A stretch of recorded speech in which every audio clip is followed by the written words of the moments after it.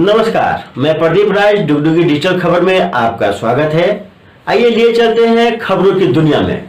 और खबरों की दुनिया में जाने से पहले आप हमारे चैनल को सब्सक्राइब जरूर कर दें। रघुकुल और सिंह मेंशन समर्थकों के बीच एक बार फिर झड़प की घटना घटी है, जिसमें एक व्यक्ति की मौत भी हो गई है। कोयलांचल में थम नहीं रहा खूनी खेल का संघर्ष। सिंह मेंशन और रघुकुल समर्थकों के बीच खूनी संघर्ष थमने का नाम नहीं ले रहा है। दर्जनों बम और गोली से दहला झरिया। सिंह नगर स्थित गुलगुलिया बस्ती में झड़प के दौरान जमकर चली आधा दर्जन बम, गोली और तलवार व पत्थर। झड़प में कई लोग घायल भी हो गए हैं। रघुकुल और सिंह मेंशन के समर्थकों के बीच गुरुवार की सुबह हुई खूनी संघर्ष में घायल निरंजन कुमार को इलाज के लिए दुर्गापुर ले जाने के क्रम में मौत होने की सूचना है। खुलेआम गोली बम चलने से घायल 2 लोगों को शहीद Nirmal Mahato medical college and hospital तथा 2 जलान हॉस्पिटल में दाखिल किया गया था। निरंजन की स्थिति गंभीर बताई जा रही थी। बेहतर इलाज के लिए उसे बड़े अस्पताल ले जाया जा रहा था। इसी बीच उसने दम तोड़ दिया। बताते चले कि 2 दिन पूर्व ही रघुकुल समर्थक कांग्रेस छोड़ भाजपा में शामिल हुए थे। मौके पर से पुलिस को 5 जिंदा बम, तलवार और खोखा भी बरामद हुआ है।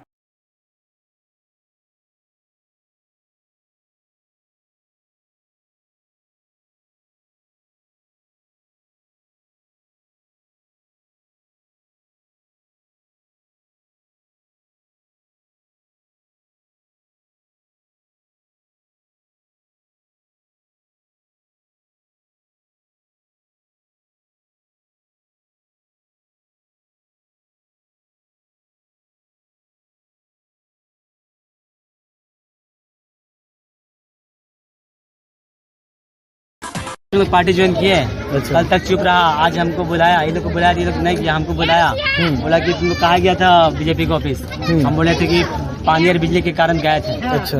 तो बोला कि तुम बता दिया कि रंगदारी उधर लेता, तो बोल दिया भाई कितना से आएंगे।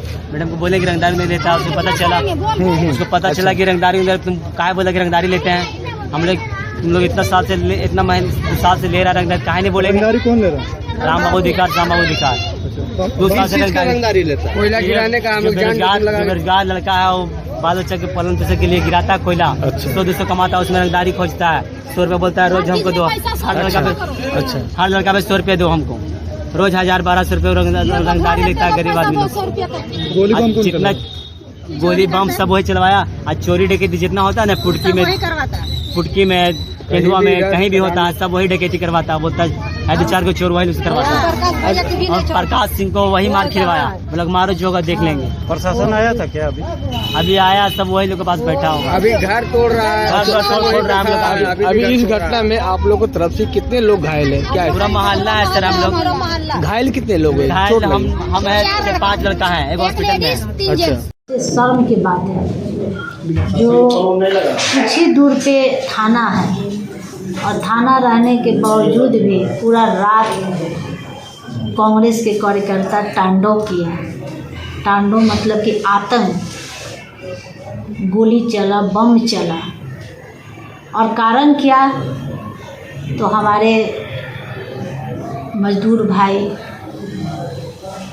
हमको लगता है 100-200 की संख्या में महिलाएं और मजदूर भाई 200-300 संख्या में 2 दिन 3 दिन पहले कांग्रेस छोड़कर भाजपा ज्वाइन किए थे। ये भ्रष्ट सरकार को छोड़कर, जिसमें उन लोगों को कोई फायदा नहीं था, कोई विकास देखने को नहीं मिल रही थी, हमारे गरीब भाई को कुछ लाभ नहीं मिल रहा था।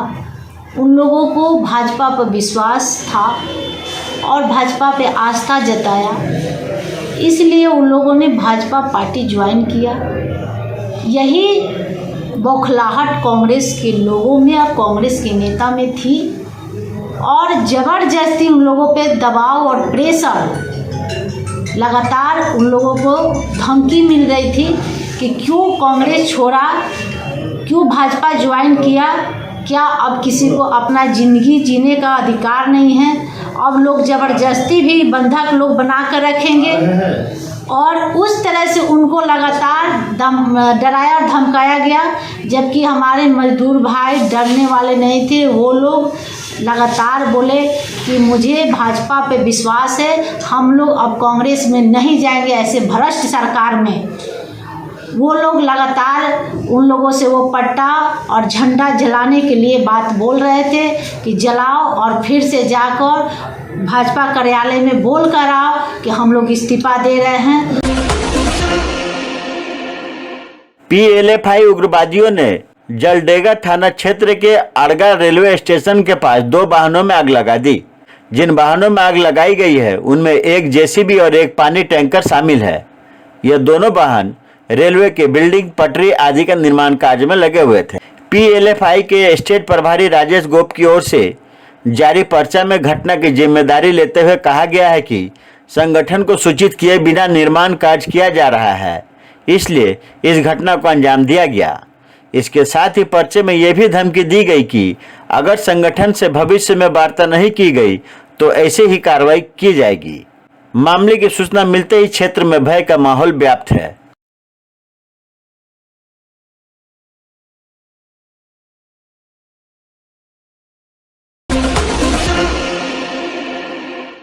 बीती रात कुल्टी विधायक डॉक्टर अजय पोद्दार बाल बाल बचे। घटना के संबंध में श्री पोद्दार ने बताया कि दुर्गापुर से भाजपा की एक बैठक से आ रहे थे कि इसी बीच रात करीब 10 बजे काली पहाड़ी के निकट पहुंचे थे कि इसी बीच पीछे से आ रही एक हाईवा ट्रक ने तेजी से आकर मेरी गाड़ी में जोरदार तरीके से टक्कर मार दिया, जिससे गाड़ी के पीछे की भाग पूरी तरह से क्षतिग्रस्त हो गया। इस बड़ी घटना होने के बाद भी भगवान की कृपा से हम लोग सुरक्षित हैं। वहीं कार के चालक को हल्की चोटें लगी, जिसकी प्राथमिक उपचार किया गया। इसके बाद घटना की सूचना स्थानीय पुलिस को दे दी गई।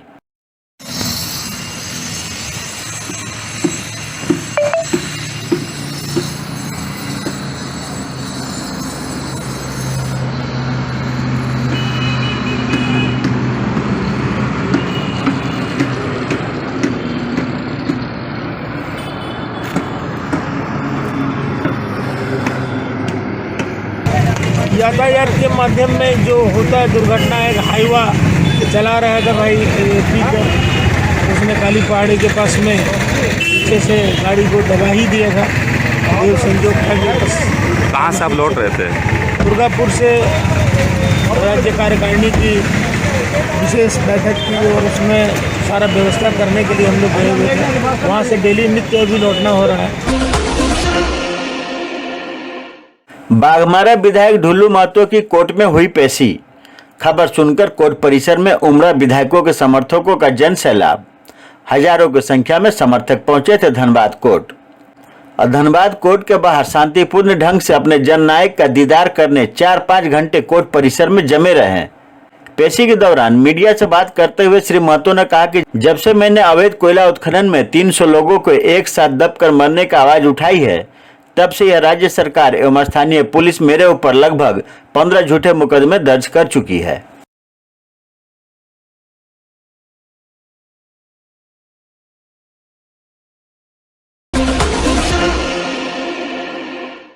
धनबाद जिले के कतरास थाना क्षेत्र में पुलिस ने गुप्त सूचना के आधार पर आकाश किनारी बस्ती में छापेमारी कर 4 जिंदा देसी बम और टेस्टिंग किए गए बम का अवशेष बरामद किया गया।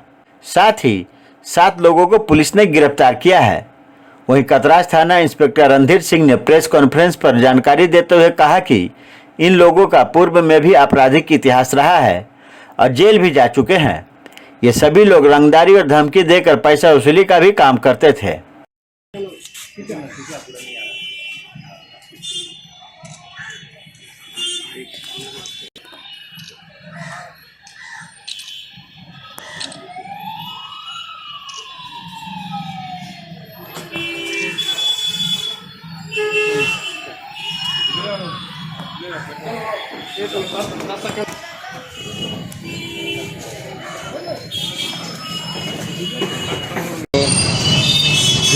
आकाश किनारी से गुप्त सूचना मिली रात में कि कुछ अपराधी जो है बम बना रहे हैं तथा उसका टेस्टिंग भी कर रहे हैं। इसी गुप्त सूचना के आधार पर छापेमारी किया गया, जिसके आधार पर दिलीप यादव, जितेंद्र यादव और शुभम यादव की गिरफ्तारी की गई है। उन लोगों के पास 4 बम और एक विस्फोट किया हुआ बम भी बरामद किया गया। ये लोग पूर्व से आपराधिक इतिहास के से अपराधी हैं। ये लोग अभी हाल फिलहाल में जेल से छूट कर आए। कांड में उनको 3 लोग की गिरफ्तारी हुई और एक अलग मामला ओरिएंटल आउटसोर्सिंग जो बंद पड़ा खदान है, वहाँ पर से पिकअप वैन से रात में कोयला की चोरी कर रहे थे। उसमें कुल 4 आदमी की गिरफ्तारी हुई है और इसमें एक पिकअप वैन और कार, जिससे कार से भी लोग माने रेकी करता था पुलिस का और ले आने का काम करता था, तो कार भी बरामद हुआ। निरसा अनुमंडल क्षेत्र के चिरकुंडा थाना अंतर्गत लायकडी के समीप एक ही रात में 4 से 5 घरों पर चोरों ने आतंक मचाया। बेखौफ चोर एक के बाद एक कई घरों में प्रवेश करता गया, मानो उसको पुलिस प्रशासन का, कानून का कोई भय ही नहीं था। चोरों ने किसी के घर के सामान बिखेर दिए तो किसी के घरों के गोदरेज तोड़ दिए, किसी की छत की सीट तोड़ दिए तो किसी के घर से 2 पहिया लेकर भागने की कोशिश किया। बेखौफ चोरों की बात करें तो अपने पुराने जैकेट चप्पल छोड़ नए पहनकर भाग निकले। अब पुलिस कई चीजों को अपने कब्जे में लेकर तफ्तीश में जुटी हुई है। युवा राष्ट्रीय जनता दल के जिला अध्यक्ष राजेश कुमार द्वारा गुरुवार को चिरकुंडा नगर परिषद कार्यपालक को 11 सूत्रीय मांगों का ज्ञापन सौंपा। इस दौरान उन्होंने कहा कि 10 दिनों के अंदर कार्य शुरू किया जाए, अन्यथा युवा राष्ट्रीय जनता दल चिरकुंडा नगर परिषद का घेराव करने को बाध्य होगा।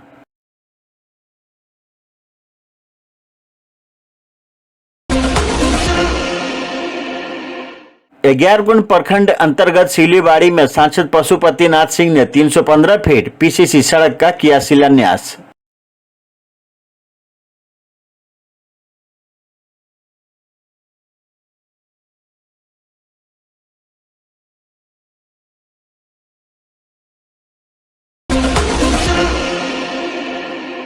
ग्यारकुंड प्रखंड अंतर्गत कापासाड़ा आउटसोर्सिंग में जिला परिवहन पदाधिकारी ने चलाया वाहन जांच अभियान, जिसमें दर्जनों वाहनों को किया गया जब्त।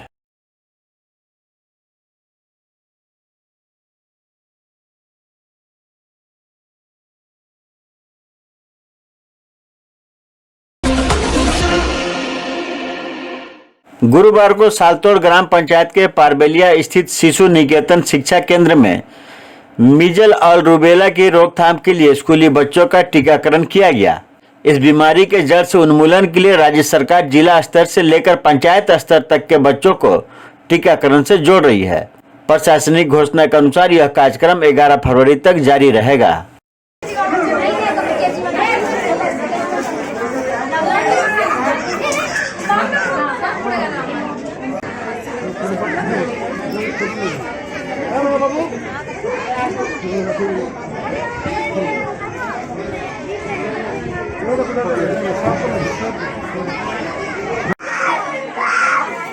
तो ये थी अब तक की खबरें। आप देख रहे थे डुगडुगी डिजिटल खबर।